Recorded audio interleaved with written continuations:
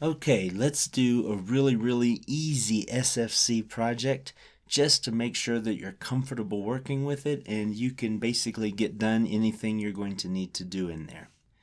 The first thing we want to do is we want to make sure that we have a 3-step sequence. So we can call those step 1, step 2, step 3.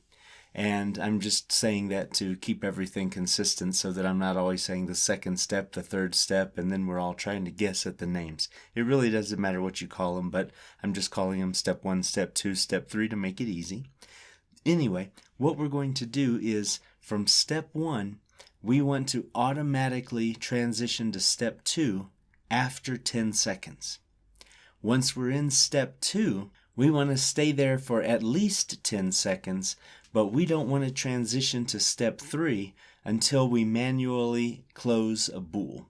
So we're going to have a bool which is going to represent maybe a switch or a button or something like that, and until we make that true, we're not going to go into step 3.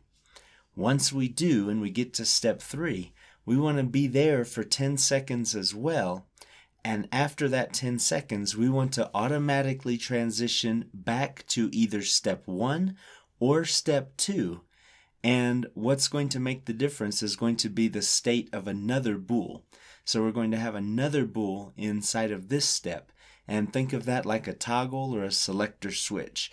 If it's in one state, then we're going to go to step 1. If it's in the other state, we're going to go to step 2. And it doesn't really matter which state that thing is assigned to. So if off is 1 or off is 2, doesn't matter.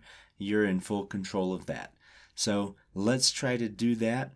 And then as one bonus, we're going to go ahead and put an exit action onto step 2. And we're going to make that a counter. So every time we exit step 2, we want to assign a counter to that step, which is going to count for us how many times we actually leave step 2. So that's it. That's your mission should you choose to accept it. And after you have yours working, I'll show you how I do mine. See you then.